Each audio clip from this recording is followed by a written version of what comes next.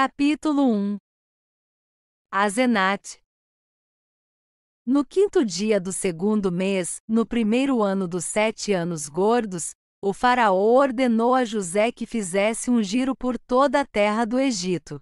Assim, no 18º dia do 4º mês do 1º ano, José chegou à região de Heliópolis, a fim de recolher o trigo todo da terra, a qual se assemelhava às areias do mar. Havia um homem naquela cidade por nome Pentefres. Era sacerdote em Heliópolis e sátrapa do faraó, o principal dentre todos os seus príncipes e sátrapas. Esse homem era incomensuravelmente rico, prudente e manso de coração. Conselheiro do faraó, era o mais sábio de todos os seus príncipes. Pentefres tinha uma filha, chamada Asenate, virgem de 18 anos, esbelta e viçosa, que sobrepujava em beleza todas as jovens do país. Efetivamente, Asenate não se parecia em nada com as moças egípcias, parecia-se muito mais como as filhas dos hebreus. Era tão esbelta quanto Sara, tinha o frescor de Rebeca e a beleza de Raquel. A fama de sua beleza percorreu toda a terra, até os confins do mundo. Todos os filhos dos grandes e dos sátrapas, e até os filhos dos reis soberanos, queriam pedi-la em casamento. Todos jovens e vigorosos, entre eles nasceu logo grande porfia por causa dela e até já se hostilizavam entre si. Também o filho primogênito do faraó ouviu falar de Asenate e pediu ao pai que ela lhe fosse dada em casamento, falando-lhe assim: Meu pai, dá-me por esposa Asenate, a filha de Pentefres, o homem mais importante de Heliópolis. Respondeu-lhe então o faraó: Por que procuras tu uma mulher que está abaixo da tua condição, se vais ser o rei de todo este país? Por acaso a filha de Joaquim, rei de Moabe, não é tua noiva? Ela será efetivamente uma rainha, e é bela acima de toda medida. A ela, pois, escolhe por tua esposa. Capítulo 2. Adornos e morada de Asenate. Asenate, porém, era avessa a todos os homens e os repudiava. Inacessível no seu orgulho, homem algum chegava sequer a vê-la. Na mansão de Pentefres havia uma torre muito grande e muito alta, em cuja parte superior havia um solar constituído de 10 cômodos. O primeiro aposento era sobremodo grande e bonito, marchetado de pedras purpúreas com paredes em pedras nobres, de variada cor, e o forro era de ouro. Inúmeras divindades egípcias, de ouro e prata, estavam reunidos nesse quarto. E Asenate a todas adorava com grande reverência, oferecendo-lhes sacrifícios todos os dias. No segundo aposento recolhiam-se todos os adornos de Asenate, bem como todos os seus pertences. Nele se depositavam muito ouro e muita prata, numerosos vestidos bordados com ouro, pedras preciosas raras e vestes de linho, a par de todos os demais enfeites de uma jovem. O quarto de provisões de Asenate constituía o terceiro compartimento e continha todos os melhores gêneros da terra. Nos restantes 7 quartos moravam 7 jovens virgens, cada qual em seu quarto, para servirem a Asenate. Eram todas da mesma idade e nascidas como Asenate numa mesma noite. Ela as amava muito, eram maravilhosamente belas, comparáveis às estrelas do céu. Nem homem nem jovem jamais lhes dirigiu a palavra. Havia 3 janelas no aposento maior, onde a donzela Asenate cultivava e embalava sua virgindade. A primeira janela era muito ampla e dava para o pátio na face leste, a segunda dava para o sul e a terceira para a rua. Uma cama de ouro ocupava o quarto do lado do nascente. O leito tinha cobertas de púrpura com arremates de ouro, tecidas em escarlate e de finíssimo pano de linho. Nessa cama Asenate dormia sozinha. Jamais se deitara nela um homem nem outra mulher, mas tão somente Asenate. A casa era circundada de um amplo pátio cercado de altos muros, construídos com grandes blocos de pedra. O pátio tinha 4 portões fortemente guarnecidos de ferro. Neles montavam guarda 18 soldados armados, jovens e vigorosos. Junto ao muro, na parte interna do pátio, cresciam árvores frutíferas de espécies variadas e preciosas, carregadas de frutos maduros da estação. No lado direito do pátio havia uma rica fonte de água, e abaixo dela um tanque de considerável proporção que recolhia as águas da fonte.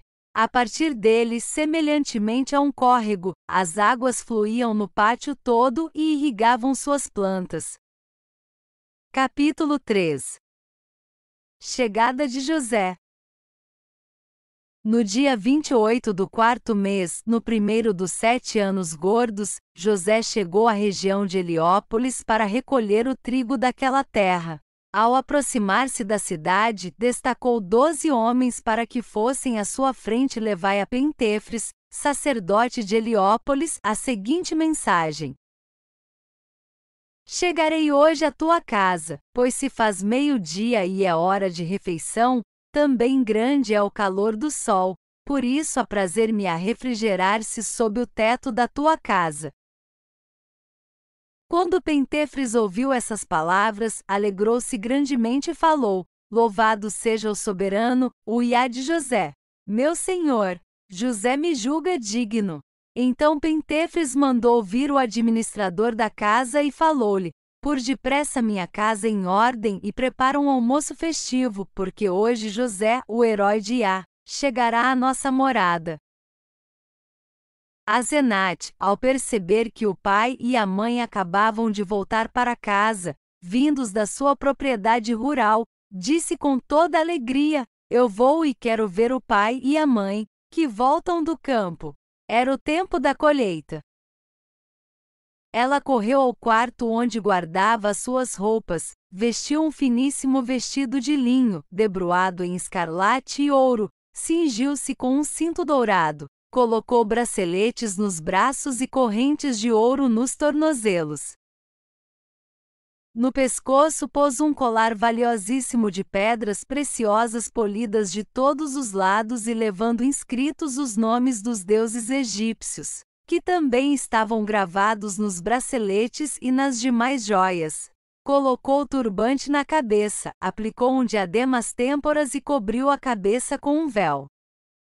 Capítulo 4. Asenate e seus tais. Asenate saiu do solar, desceu rapidamente as escadas, aproximou-se do pai e da mãe e os saudou. Pentefres e sua mulher alegraram-se profundamente com a presença da filha e por vê-la assim, tão enfeitada e radiosa como uma noiva divina. Tomaram dos gêneros que haviam trazido da sua propriedade e os ofereceram à filha.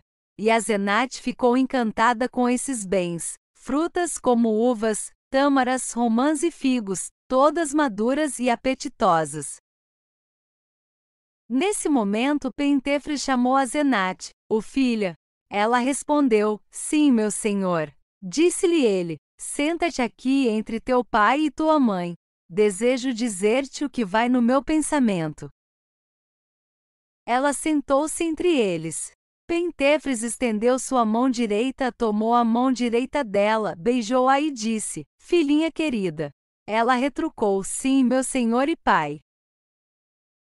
Pentefres continuou: José, o herói de Iá, chegará hoje à nossa casa. Ele é o príncipe soberano de toda a terra do Egito. O rei Faraó constituiu o administrador de todo o nosso país. A toda esta terra ele distribui alimentos para salvá-la da fome que há de vir. José é um homem temente a Iá, virgem, como és tu hoje, homem forte em sabedoria e conhecimentos. O Espírito de Iá está com ele e a graça do Senhor nele habita. Vem, pois, filha querida. Vou oferecer-te a ele como esposa, e tu serás sua esposa, e ele será o teu esposo para todo sempre. Ao ouvir tais palavras do seu pai, O rosto de Asenate cobriu-se de suor. Tomada de grande indignação, olhou de soslaio para o pai e falou: Por que me falas tais coisas, meu senhor e pai? Queres entregar-me como prisioneira a um homem estranho, que foi um fugitivo, a um homem que além de tudo foi vendido? Por acaso não é ele o filho de um pastor de Canaã? Não foi, enfim, por ele repudiado? Não é aquele que, tendo deitado com sua ama, foi lançado por seu patrão numa prisão escura, de onde o faraó o fez libertar por haver ele interpretado seus sonhos, como fazem as velhas feiticeiras do Egito? Não. Prefiro casar-me com o filho primogênito do faraó, pois este será o rei de todo o país. Tudo o entusiasmo de Pentefres para continuar a falar com sua filha Asenate sobre José esmoreceu, pois ela acabava de responder-lhe com muita ira e grande orgulho. Capítulo 5. A visita de José. Nesse momento entrou a correr um jovem serviçal e falou assim a Pentefres: José já está às portas do pátio. Ao ouvir estas palavras, Asenate fugiu da presença do seu pai e da mãe, subiu as escadas do solai, entrou no seu quarto e postou-se à grande janela que dava para o nascente, para poder ver José quando entrasse na casa paterna. Então Pentefres e sua mulher saíram a saudar José, acompanhados de todos os parentes e dos serviçais. Ao ser aberto o portão do pátio que dava para o oriente, José fez sua entrada. Viajava no segundo carro do faraó, rica carruagem acabada em ouro puro e puxada por 4 cavalos brancos como a neve, com bridas douradas. José vestia uma maravilhosa túnica branca e se cobria com um manto de púrpura, de um fino linho bordado a ouro. Sobre a cabeça, uma coroa de ouro com 12 pedras preciosas que coruscavam em reverberações douradas. Na mão direita portava um cetro real e um ramo de oliva carregado de frutos. Quando José entrou no pátio, os portões foram fechados e todas as pessoas estranhas, homens e mulheres, tiveram de permanecer do lado de fora. Apresentam-se então Pentefres e sua mulher, e todos os parentes, menos a filha Asenate, prostraram-se no chão diante de José. Então José desceu do carro e, com um aperto de rirão, a todos saudou.